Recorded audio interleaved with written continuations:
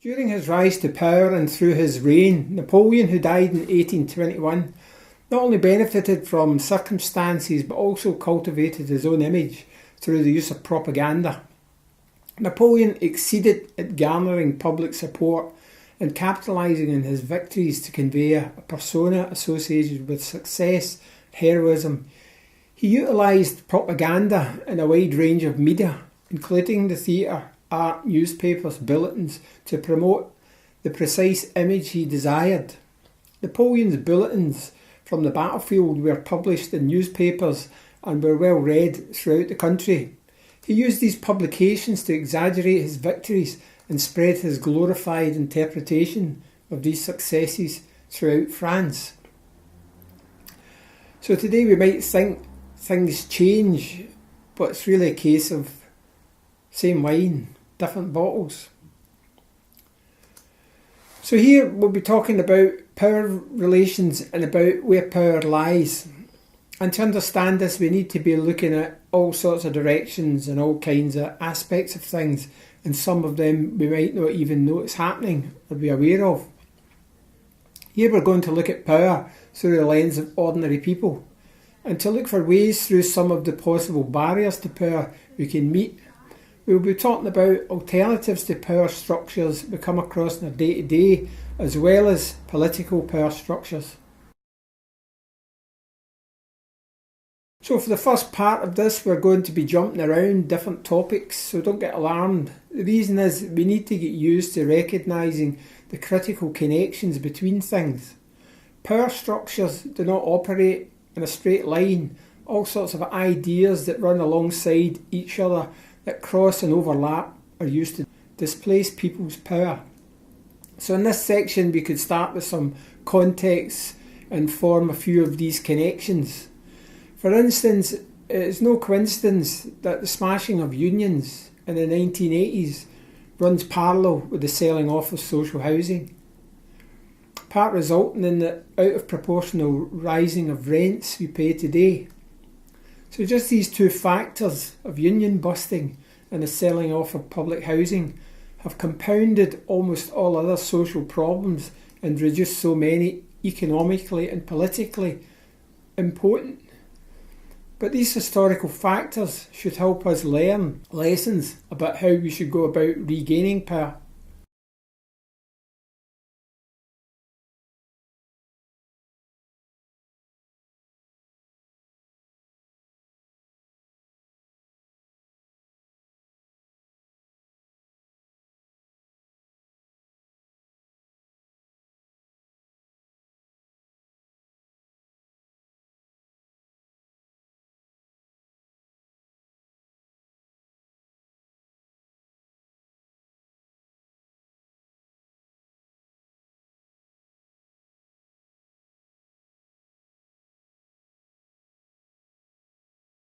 So there are plenty of other contemporary examples that follow the same lines, that deplete citizens' power. Today we're still living in a kind of unknown territory.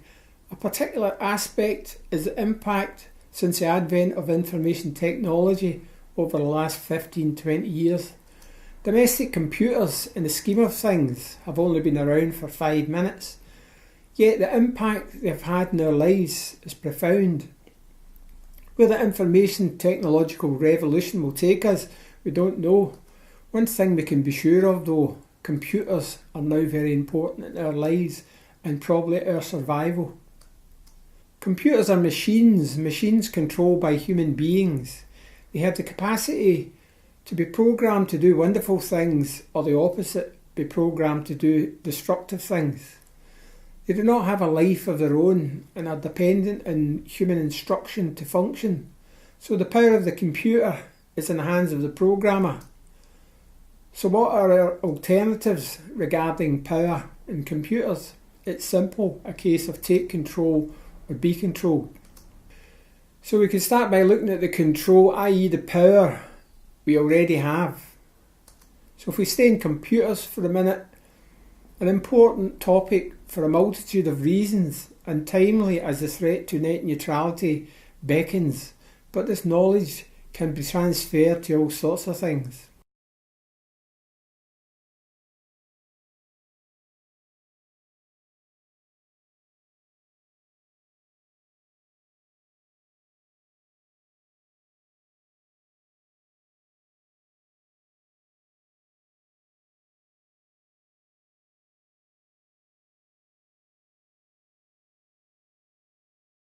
Software is what makes computers run.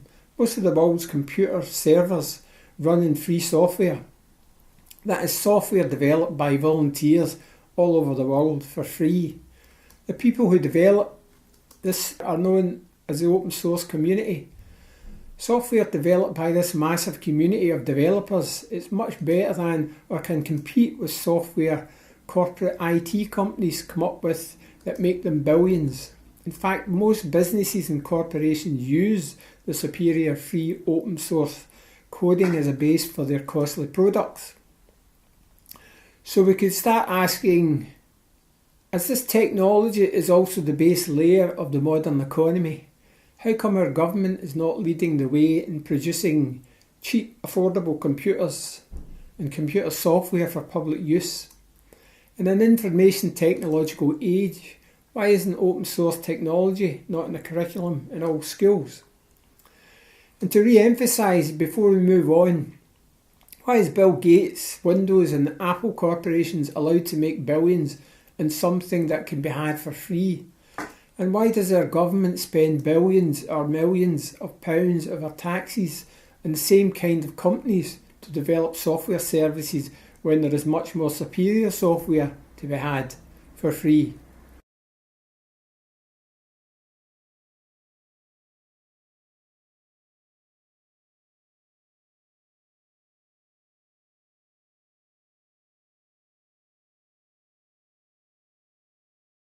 It wouldn't be unusual at this point for most members of the public to be asking, what's he on about? Open source, free software? There's good reason most of us know nothing about these alternatives, about our commons, about the historical human bonds, institutions, history of struggle and solidarity that has helped to sustain people's ability to build a decent life for themselves and each other, and for each other being the important meaning here.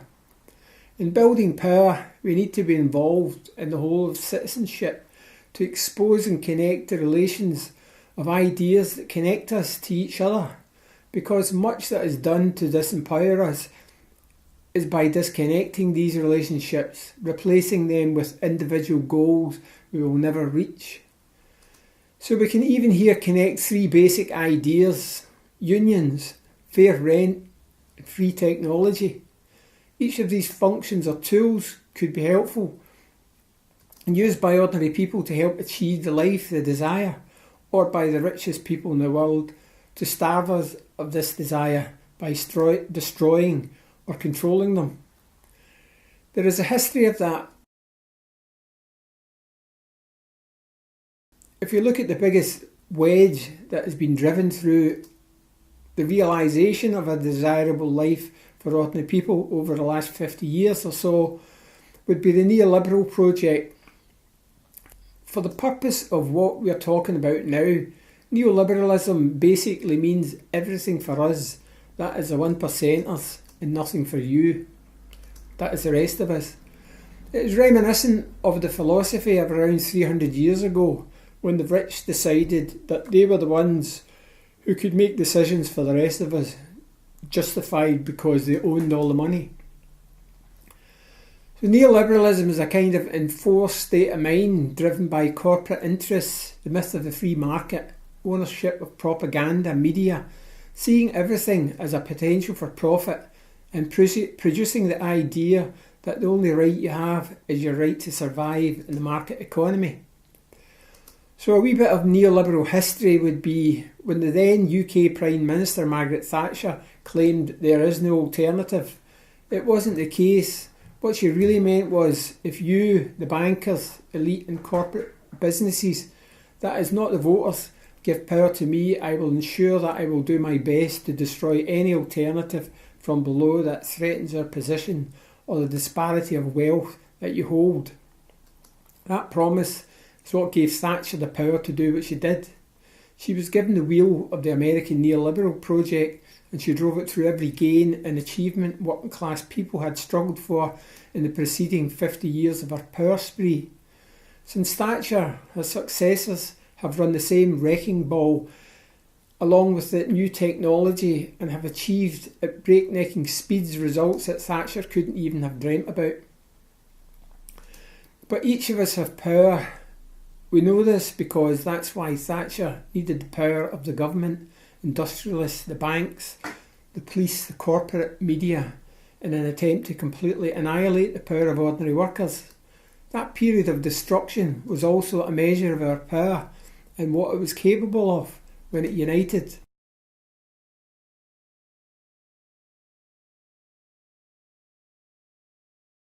We need to think about where we have been, history, where we're at, present struggles, and vision, where we want to go.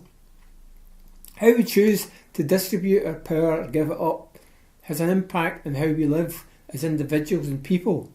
If we are frivolous and disregarding of that power, it will be taken from us. Much of the progress of historical people power under neoliberalism has been nullified by, among other distractions, our obsession with things and the personality industrial complex, added to a two-level strategy of encouraging us to watch the political buffoons performing while our democracy is being hollowed out by the respectable bankers in the background. So it's important we each have to understand where our power lies before we can use it. What hinders this understanding of power today is much the same as in Thatcher's day and long before her. This is due to the multitude of, let's call them, devices that helps to perpetuate in people's minds the idea there is no alternative when patently there are many. But Thatcher was nothing new. The history of countries of Europe for the last 600 years as we've been out traversing the globe and colonising continents, using guns, sabres and more recently missiles, drones and technology and chemical weapons. Most of the wealth of the UK, it needs to be remembered, was acquired by these means and by the total destruction of the advancements and economies of the countries our forces invaded.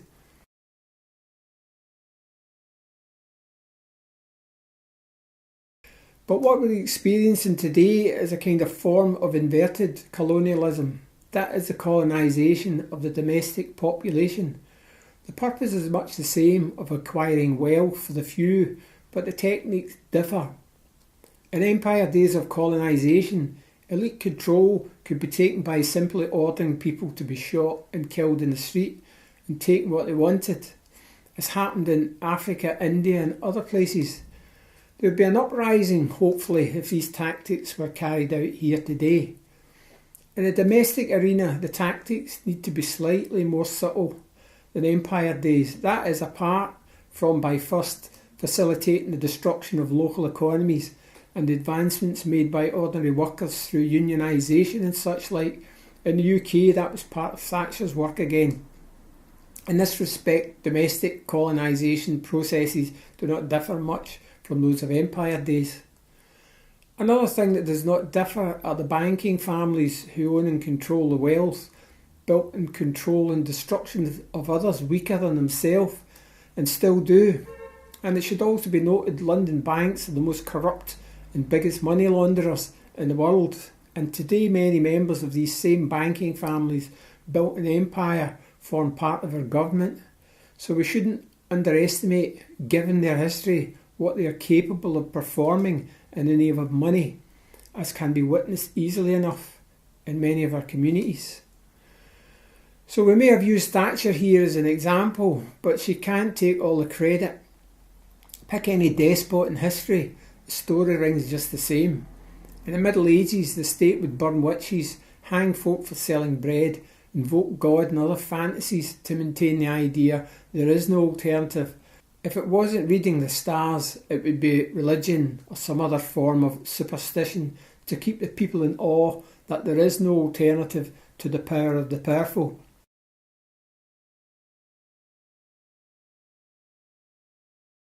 If we look at York Minster, Houses of Parliament, House of Lords or any High Court, and you can find the remnants of these fancies still in use. How ridiculous a person sitting on a high box, wearing costume jewellery and a wig, looking down on the peasantry, handing out law and order in the name of those who have paid nothing for centuries of crime, who will protect the bankers' criminal interests at all costs and jail the inventive trying to survive in a zero-hour contract designed to boost the profits of the same banks. This is Disneyland, only it's real. We have choices. We can protect ourselves from these realities by choosing to live in a blur, or a life with no defined edges, non-reasoned, apart from the parameters defined by employment, government, advertising agencies, business managers, and distraction. We can be led to believe that all we have to look forward to is a technology that will technically imprison us or entertain us, because that's what the business executives of Silicon Valley have decided.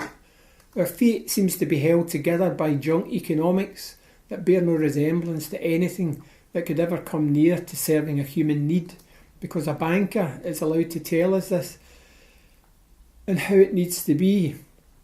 And we're also told by the same bankers we will soon live in a paperless money environment that would destroy the last vestige of economic autonomy we have, to every transaction being computerised, recorded, bureaucratised, sold, categorised and used to sell us more stuff we don't need, because not we but business has decided this.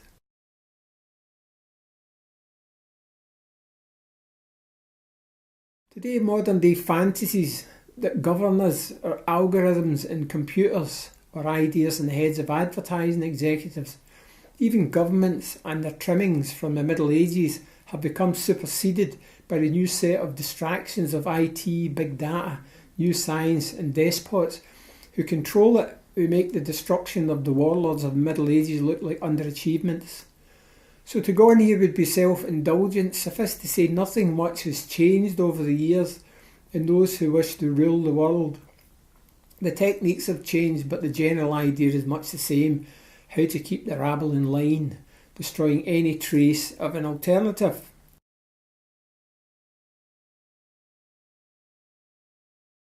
So we're talking here about the struggles for alternatives that have always been the lifeblood that has protected ordinary people from the ravages and fantasies of the rich.